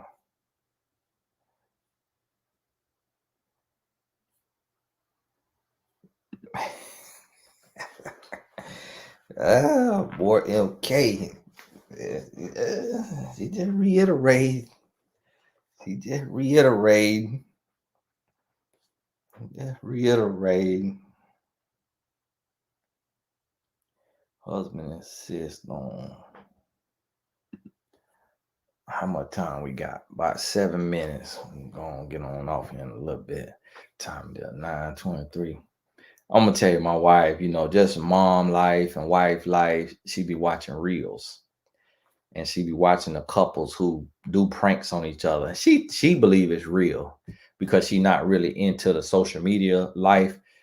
And I don't like to bust a bubble and tell her, like, babe, the first one was real, but after it went viral and the man figured out that they get paid for these reels, he started telling, hey, baby, when you finna do the next prank now? Come on now, come on, do a prank. I'm gonna act like I don't know. Come on now. I'm like, baby, these reels are produced, but I don't want to bust a bubble. So she be watching reels and just all about dogs, about cats, about this. So she really don't be worried about what I'm doing in here because she just be relaxing and just living her little life. So, and we work from home, so I get to talk to her throughout the day. So I have to explain that because sometimes people don't understand when somebody be married but yet still working, especially a relationship coach. Husband insists on parading side chick around young kids, but refuses to file for thoughts. I,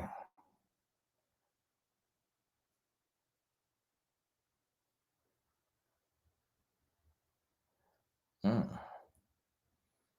that's interesting. Now, your husband shot out. Listen, this the thing. If I was a woman, if I was you, I wouldn't wait for him to file for divorce. If I was you, I'd be going to the lawyer and getting the paperwork, doing the paperwork, getting that injunction, getting that thing to where if he don't want to sign off for it, it still move forward after X amount of time. Don't let nobody hold you hostage. Don't let nobody have you as a prisoner. Like if you need to be free, you got to get free.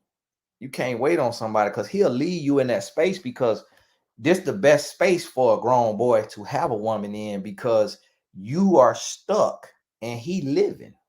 He doing him. He living his life.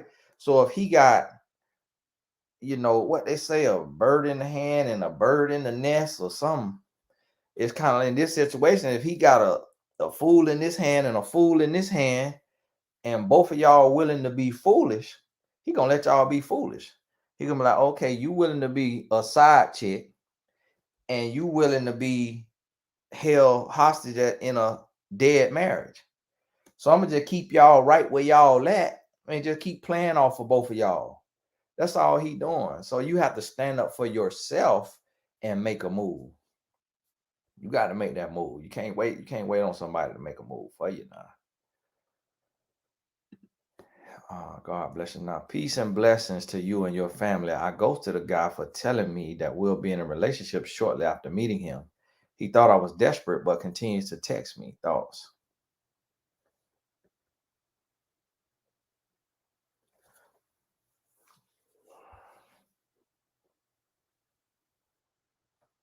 Now, this say you ghosted him for telling you y'all will be in a relationship shortly after meeting him.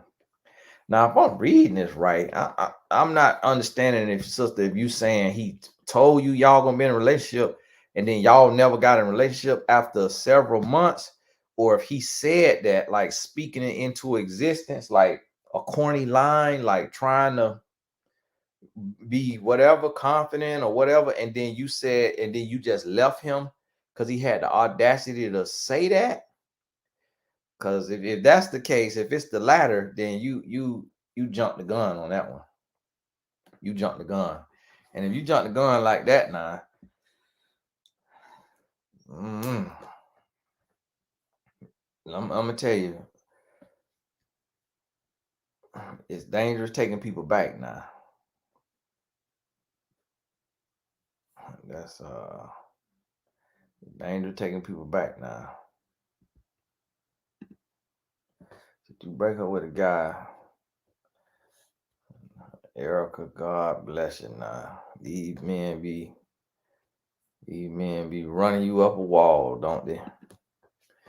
Go on about your business, Erica. Do you feel men are looking for wives?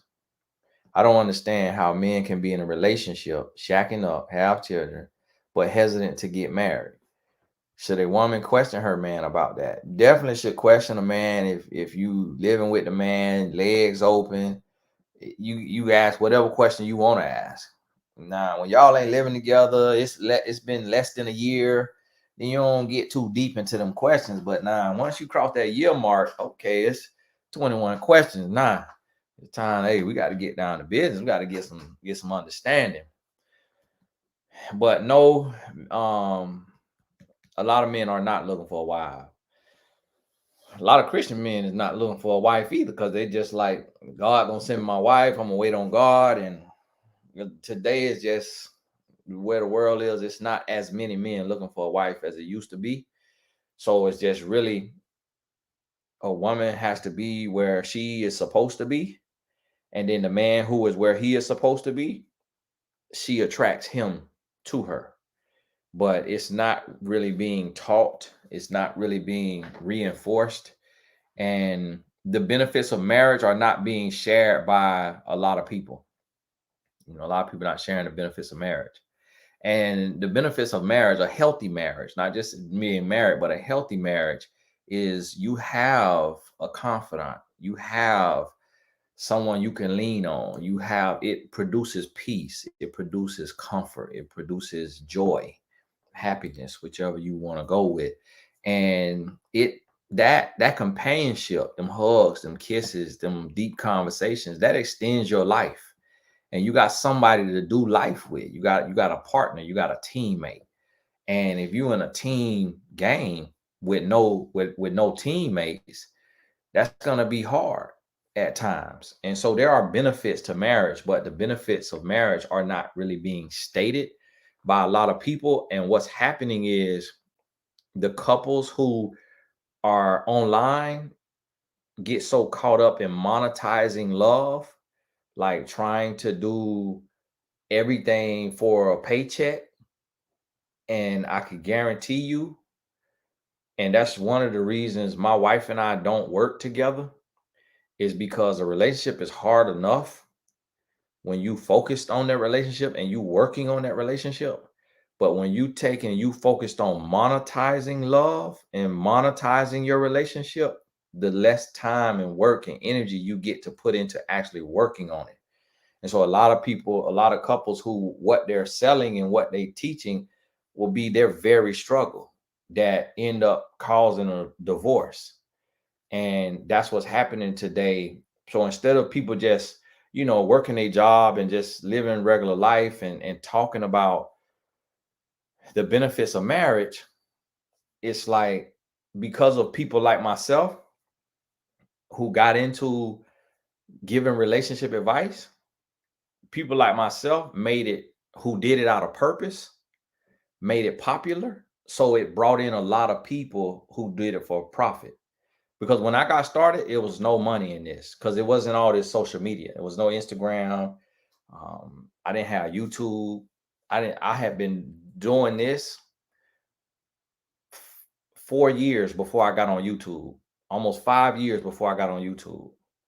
I had been doing this 2 years before I got on Twitter, and about 5 to 7 years before I got on Instagram.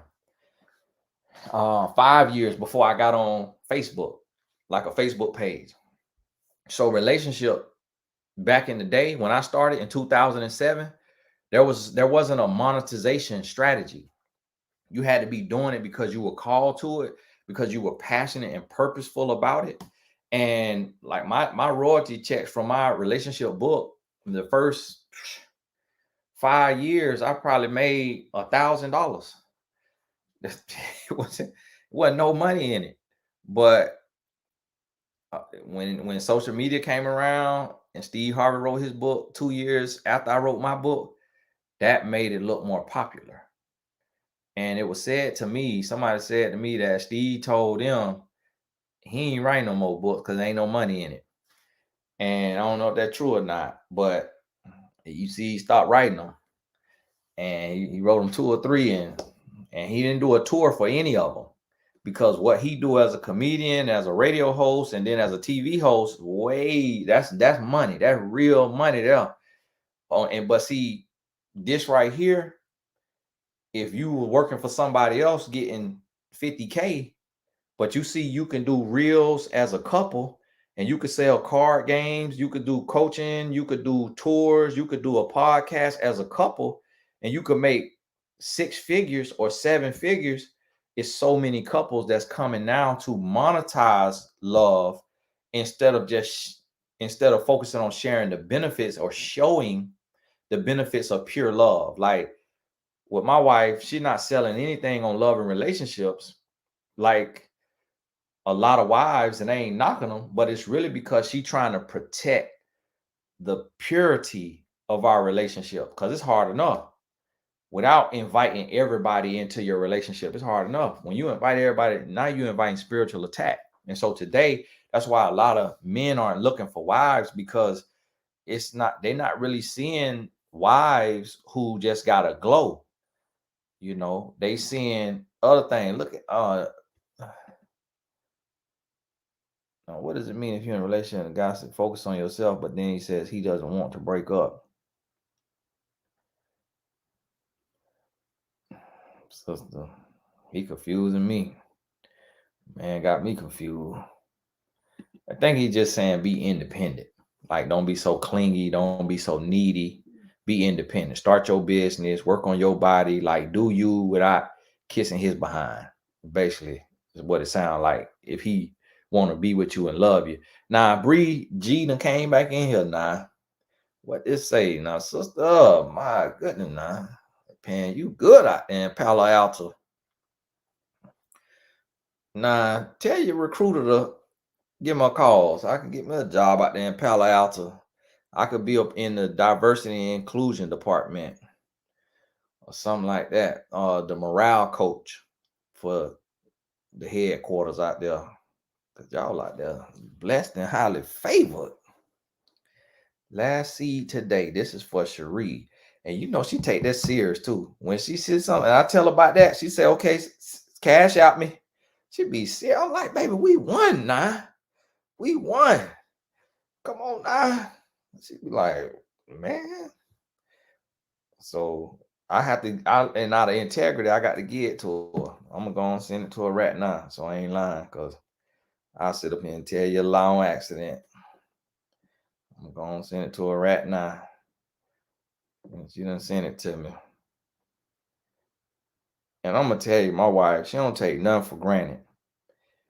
Some of y'all sent her a blessing for her birthday. She was like a kid in the candy store. She don't take nothing for granted. I'm gonna put blessing from Bree G on YT. Now I'm sending it on here now. Y'all think I'm playing? I'm sending it on here. And I'm doing this right here on the camera, but this honestly how I live my life on real life. And I'm gonna tell you that's a part of success is integrity. Doing what you say you're gonna do, doing what you're supposed to be doing in the light, doing it in the dark. And when you could do it in the dark, what you're supposed to do in the light, it changed your life.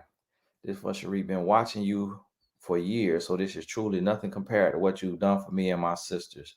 Don't get weary and well doing. We need you. Also, I'm not calling my bank to dispute the charges. LOL, keep going. God bless you now. Cause see, that's why I be clowning sometimes, because I know how my people will do. Be on there, it'll be Monday, day after Sunday. Just got out of church. Google what fit $49.99. Oh, I did not authorize that charge. Yes, close my card, send me a new card, and please, yes, dispute that. You know, people be doing me like that. People will buy a course, go through the whole course, get the information, and go activate business too. I'll see them later online and be done wrote in and asked for, when I sold my life coach certification on a sale on Christmas. It was a white woman and a black man. That's what let me know you can't judge nobody by their race or their gender. Because it was two of them did me like that. They bought the life coach certification, got certified, got their certificate, got on my site, mymentor.life. You got to be certified to join the site. Got on the site, started doing coaching sessions, and a month or 2 months later called a bank and told a bank that charge was a fraudulent charge. I got the email from the payment processor. I say, what? I say, they done disputed the charge and they got the discount. I wrote my developer. I say, check this name. And check this name. They came in like a few days apart.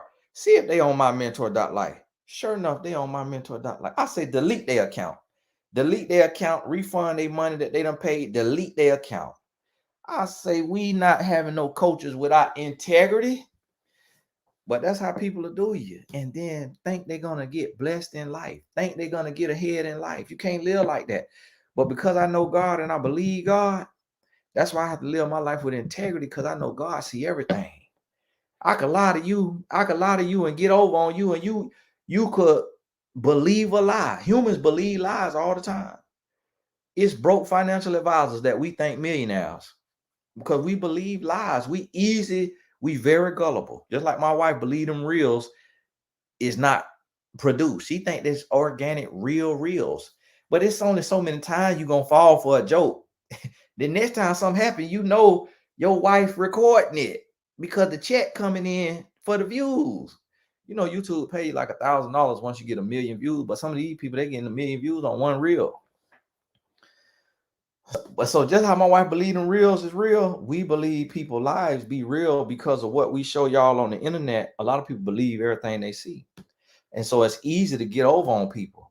But one thing, when you believe in God, you know that you could get over on people, but you can't get over on God. So you got to live what you teaching.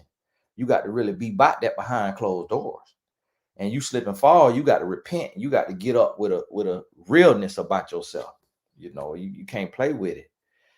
And Tony, I appreciate all the knowledge and wisdom I have learned from your counsel and advice. Being transparent, most things you say hurt, but that's only because they are true. When I disagree with your viewpoint, I seek to understand, not argue. Hey, God bless you now. Tell you like my daddy told me, if I tell you a chicken dip snuff, you better check on his wing. A lot of y'all don't know what dip snuff is.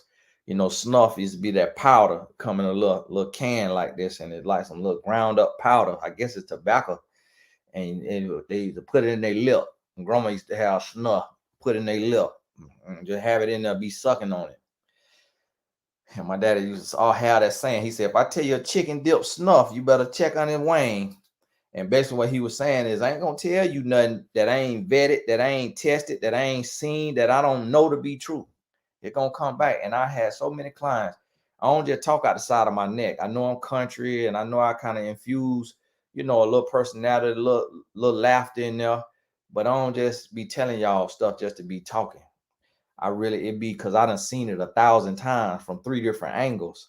And that's what become my theories. My theories become my laws, my belief system, because I've been in the trenches doing this. So when I'm answering questions, I'm coming from a place of thousands of case studies. And that's what I'm speaking from, not just, you know, trying to say something that sounds cute. Hello, Tony. Why are so many men age 35 and up dressing more feminine? Skinny jeans, dyed hair, man bags, and showing their ankles. I can't take them serious as men dress like that. Now, see, Carlos, now you old school now. Cause I'm gonna tell you, they got me in some of that stuff too. And I'm gonna tell you, Carlos, and this is why I try to tell y'all. This is why I try to tell y'all. That's real. That is real. That's a spirit of femininity. And that's an attack of the enemy. I'm gonna tell you, because your clothes can determine how you feel. And if your clothes got you feeling sexy, when you feeling sexy, then some as a man, you want to feel frisky. So then when you feeling frisky, it make you want to get frisky. And so what's happening is the designers, a lot of the designers who design the clothes are men who like men. So they done already tapped into their femininity, and they into all kind of stuff, and they doing in design, and they tapping into another side of their brain. So they get real. Oh, somebody sent me a cash out for my wife. God bless you now, Crystal. Sent you for your wife. Thanks for allowing Tony to donate time. God bless you. And bless you there, Root. There's a cash out my phone, cash out send you a text message. God bless you there. Now don't y'all have me doing all this accounting now. Y'all got me doing too much accounting. Now listen to me, because that right there almost distracted me. What's happening is, what we have to realize, and you got to always look a little deeper. You got to always look a little deeper. And I'm sending my wife that blessing you sent for. You got to always look a little deeper, and what you're going to see is that it's spiritual. So a lot of these designers of the men's clothes are men who like men. And so when they tap into that femininity, and they dressing sexy for their boyfriend. And I ain't knocking nobody now. I ain't knocking nobody. I ain't talking bad about them now. I ain't calling them no names. I ain't using no derogatory terms. Now, don't take this out of context. I'm just explaining to you the science of it. When you look at the designers, when you look at the men designers, what you notice is about 7 out of 10 of them are men who like men. And a lot of times those men, they don't dress what was seen as masculine. They start to dress as what is seen as feminine. And so they designing these clothes. But see, them clothes actually matter because how you dress is how you feel. If I have you put on garbage bags, you're going to feel trashy. If I have you put on a brand new shirt, you're going to feel clean. You're going to feel expensive. If I put on an $800 shirt on you, you're going to feel royalty. You're going to feel bougie. If I put an $8 shirt on you, you're going to feel normal. If that's what you're used to, you're going to feel average. You're going to feel regular. If you used to wearing $800 shirts and I put an $8 shirt on you, you're going to feel cheap. You're going to feel like, ugh, because your clothes can determine how you feel. And a lot of times you pick your clothes based on how you feel. And so what happened is now these men, we got a lot of men wearing the ball huggers and got their back out, they got stomach out, they got little chest out, they got slits, they got, like you say, these man bags. Now, and for me, I'm the type of person, I resist it. I fight it for so long. And then at some point, I end up and give in. And like my son had on some pants and he put on his mama's shoes. She had some Gucci loafers. I went off on her and him. I made him take them off. I made him put on the shoes that he had for him, but I had put my foot in them and didn't realize. And I wonder why I was so tight and why I couldn't get my foot in them, because my wife had bought us some shoes for an event. So I hadn't stretched them out. So when he put his foot in them, they didn't fit. And so he had to put them loafers back on. And he had his ankles showing because that's how they dressing. He went to the school. They come home. They talking about he was the best dressed. They try to rub that in my face because I told him, I told him, in other words, I said, well, hey, I don't use derogatory term, but I basically let them know, like, them girl shoes, them is women's shoes. But they said that you don't know that they was like, I say, show me the men loafers. They showed it to me. Sure enough, they look the same as my wife loafers. I ain't like the color, but I associated the loafers with my wife because I know they're her loafers. Now he wear her Dunks, he wear her other Nikes, he wear all her shoes. His shoe size right now is her shoe size. She wear 8.5, and so he wearing her shoe size, and so he wear a lot of her shoes. Now when it's tennis shoes, it don't look bad, but now when he put them loafers on, that disturbed my spirit. And it showed me where the world is going. But then it's like, if I'm saying something, then I'm the bad person. But I feel like Carlos feel. Now, see, but today we old school. We old school. We talked about, we ain't hip with the times and all of this. But it's because I'm looking at it spiritually. And people don't understand spiritual warfare. And that's why these men are not looking for wives like we used to look for wives, because the men feeling like a wife, because we walking around with the ball huggers on and with a slit in the shirt. So they feeling pretty hot and tempting, like how a woman want to feel. So now the man feeling like he is Daisy Duke. And so now he feeling so feminine, he can't even muster up the masculine courage to approach a woman. That's why these men talking about they want a woman to shoot they shot to them in the DM, because the men feeling so feminine because of these clothes that they wearing, how they dressing, and with these fanny packs so tight.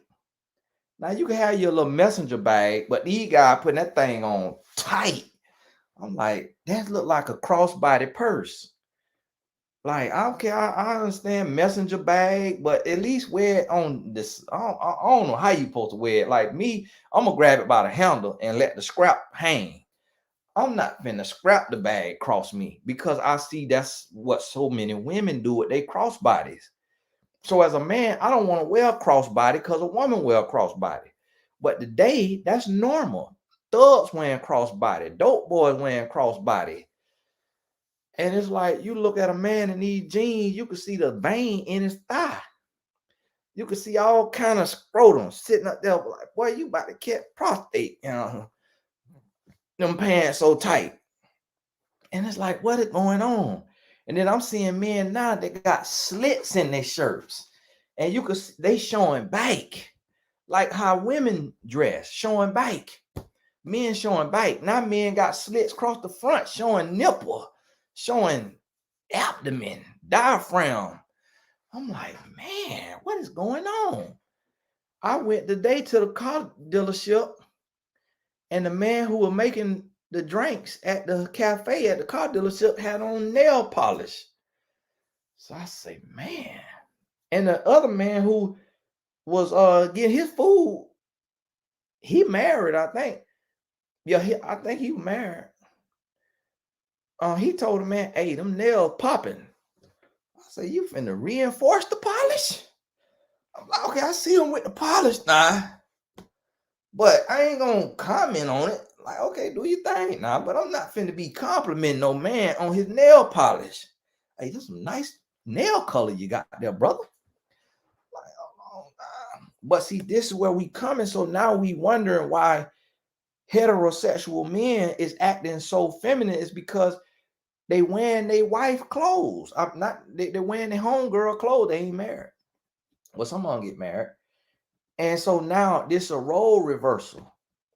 It's becoming a role where it really ain't, it's a role reversal because what they saying, so what society is doing now, which I get it on the empowerment, but what they doing is it's a duality. See, the thing is, it will be different if society is saying, hey, like right now, I know a lady who got a fund for women business, and she giving women $100,000 for their business, and they got like $5 million, and then they started with 5 million, they done raise a lot more money, and they giving women $100,000 for their business. That's a lot of money. I have not seen the equivalent for men, so I like the women's empowerment. But if you're empowering women and you saying, hey, get your bag, go out there and grind, get to the bag. But then you feminizing men saying, wear this shirt with this slit in it, wear these jeans that cut off your circulation. Now you telling women to go do what you have traditionally told men to go do, and that's go chase money. And now you telling men to do what you have traditionally told women to do, and that is to accentuate your looks or your body, or to dress in a certain way. And so now men becoming feminine and women is getting to the bag, bosses. And it's this role reversal. So if somebody posted the picture, or Will and Jada was sitting down with her legs like this, and Will was sitting down with his legs like this. And Will had his legs like this and had his hand on his knee. Like this. I say, and Jada sitting like this. Like a rapper on the brownstone steps in the Bronx, or wherever they had them brownstone with them steps at. I say, man, that's an interesting dynamic. Now I'm gonna tell you, as a man, I have never crossed my legs. When I just did it right there, and I hurt some. I feel I'm aching right now. I'm aching. So now a lot of men sit with their legs crossed, and I don't try to judge people. It's typically older men, but I see some younger men sit with their legs crossed. Me personally, I just can't get it because it's something between my legs. So if I try to cross my legs will not cross, and it hurts me. So, but it's a lot of men sit with their leg crossed. I ain't knocking y'all now. I just personally do not understand it. But see, for some men, that posture takes on an energy, and it affects their mindset. and it changes them the same way these clothes is affecting a lot of men, and a lot of men is dressing like Instagram model, and they literally becoming Instagram models. And then you look up later and you find out that the man is also sleeping with men as well as women. But it's energy, it's a mindset. And so this is what's happening. And that's why today men, and also men by society, is being pushed into this space of weakness, because society is now trying to right its wrongs. But you know, when the media start trying to right a wrong, they go gung-ho, they just go way, they just do a whole lot. So now the women's empowerment is so big that men feel like it's men disempowerment. Men are looking at women's empowerment as men disempowerment. So now the men are shrinking and becoming bitter and becoming resentful and starting podcasts to bash women. And then the women say, we have put up with so much crap for all of these years, and now y'all want to start podcasts and bash us. Okay, we finna go toe to toe then, because now I got a bag. I used to could not work. I used to could not vote. I used to, I wasn't paid. I couldn't start a business. I couldn't do this and that. Now I can do this. And now you want to bash me. So now we about to go toe to toe. So now what the media, what society has done, it has put men versus women. And what that does is it breaks down the household. But then when you have chaos and you have division, those at the top have more power and control. Because if you divide it, you easier to be controlled. And so people don't see what be going on. And it ain't about like a Bilderberg group or Illuminati. It's really about capitalism. It's companies that they say, hey, we're going to empower the marginalized, the disenfranchised, but we're going to ignore the rest. And so we're going to build up one and we're going to leave another down. And they're going to be against each other. But we done got the bag over here from the ones that used to be empowered. Now we're going to get the bag over here. So now we got the whole market. We done captured the whole market. And that's all that really be happening. And so that right there all goes back to the household. It all trickles down to the relationship dynamics and the role reversal.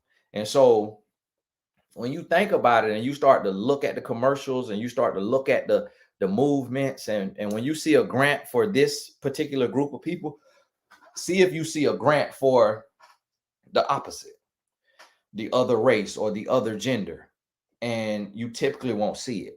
You typically won't. And so what that just naturally does is it just makes people resent each other.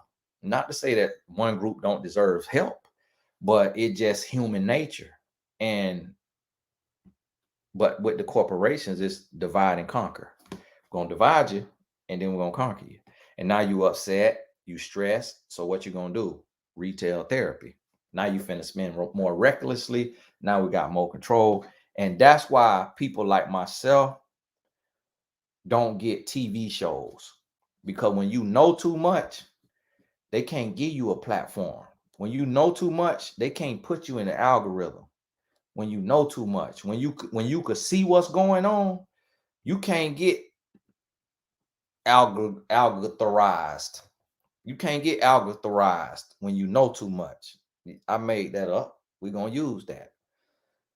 But see, it's a lot of people that know a lot, but they get unhinged. So eventually their wisdom becomes radicalism. Their wisdom is labeled as you crazy, you a conspiracy theorist, because they lack emotional intelligence. They go to cursing too much, they go to yelling too much, they go to bickering too much, they go to focusing on minute things and arguing. They stopping for every barking dog. So the system will put them in the algorithm because they know people ultimately going to look at them like a fool. But if the system know that you got influence if they know that you are not unhinged, if they know that you can start a movement. You remember on the Malcolm X when Malcolm did like this, and they showed the white man say, no one man should have all that power. When they know that when they realize that you is gonna be composed and that you got sense, they not gonna elevate you because you can start a movement. That's why Facebook shadow banned my page and took me out the algorithm, because my message became a movement. And my message on Facebook literally started reaching 20 million people a week. They had Facebook Insights. They done ended the Insights. Well, they still got them in a certain way. But I log into Facebook and it'll say your posts have reached 20 million people. And I took a week off on vacation. I logged in when I got back. It said your post over the last week reached 10 million people. I went to a camp, basketball players. I was one of the speakers. And one of the trainers came up to me. He said, man, let me show you something.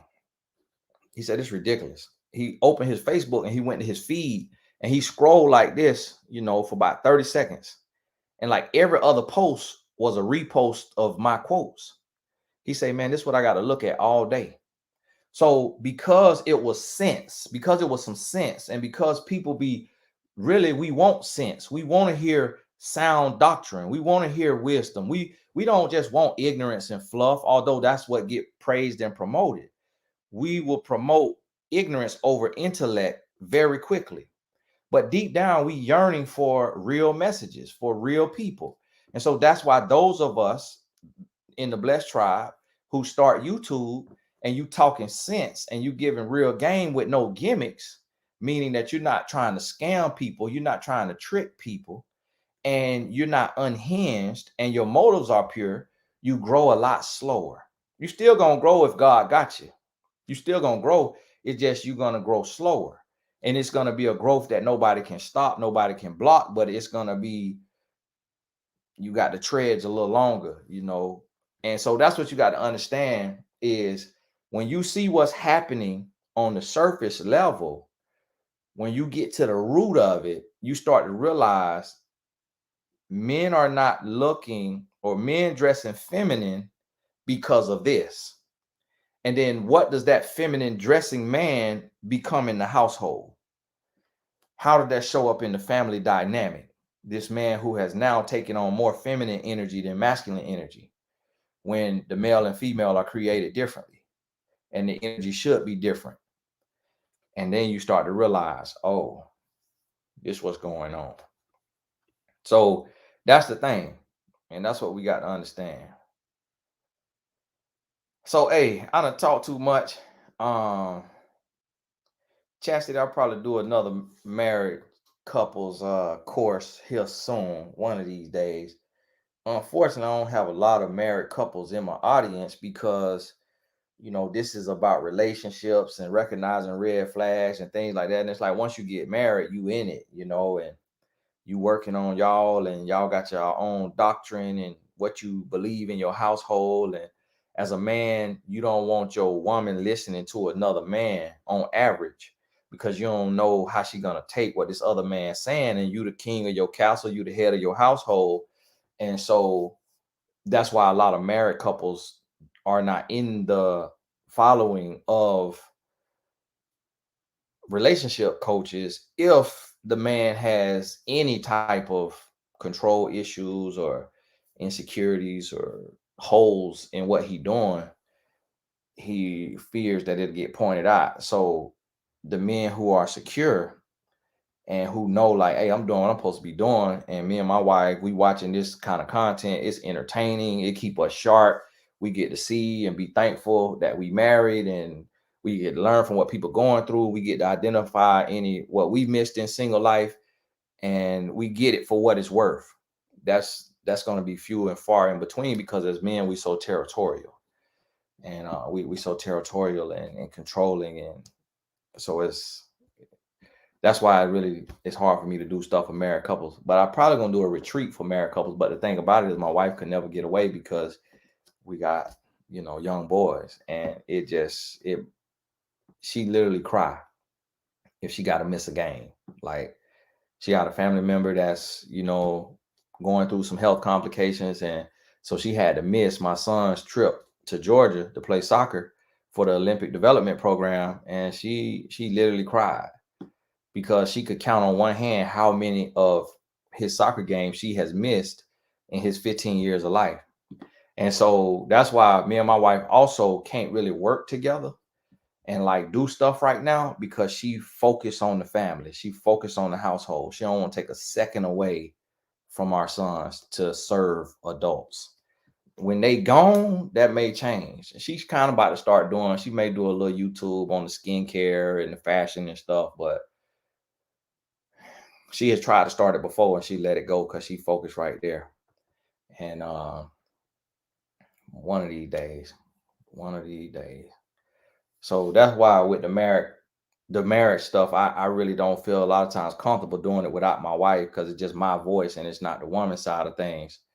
And so that's why I struggle with doing that. But when she get ready and she ready to get out there, you know, I'll be able to do more. So, hey, God bless y'all. Really appreciate you. And I see there's a lot going on, but we've been on here over 2 hours. So God bless you, and appreciate Bless Tribe, Bless Business Tribe, Patreon. Next month we got us the little house retreat thing. And then for those of y'all on my Patreon, y'all just got the survey. I'll put my Patreon in here. Some of y'all don't know about the retreat. So we're gonna be doing, probably most likely be an international retreat. But only the Patreon got invited for now. And then because that's another level outside of YouTube support. And then I invite the Blessed Tribe and Blessed Business Tribe. And then it'll just be, the retreat will be just from those groups first, because it's only up to 20 people. But I may start doing up to one a quarter. And it's not like, y'all gotta understand, I'm not a therapist. I'm like your brother. I'm not a therapist. So we're not doing retreats to be talking about childhood trauma and abuse and all of that. It's really just like a group vacation, a little bit of motivation, just connecting with like-minded people, sharing phone numbers, emails, linking up. You might meet somebody, hit it off, y'all start a business together, start a nonprofit together, start a YouTube channel together. It's just for that, like. And it might be some single men that go, some single women that go. You might meet your spouse on there. 9 out of 10 times you're not, because men just don't typically do stuff like that, like go on retreats and stuff by themselves. Uh, which just shows the difference in independence between male and female, which is something we need to work on. But so if you're a fella and you happen to see this, and you single and you looking for your wife, you might find your wife in a space like this right here. So, instead of racking your brain about it and keep trying to meet a woman at the mall, get in a space of growth where people, like-minded people, are growing, and you might meet, because men will watch this right here, but never engage, never get involved. It's fear, it's fear, and just things that we deal with, how we viewed as men. If we show vulnerability, if we show that we care, if we show that we growing. Men like to grow in the dark, whereas women, they'll grow in the light too. Men like to grow in private. Men like to cry in private. Men like to open up in private. And so as men, we got to get out that man box and understand the freedom in being authentic and being real and being open for victory and for lessons. So, hey, this Tony, guys. God bless you. We'll talk soon. See how I do this now.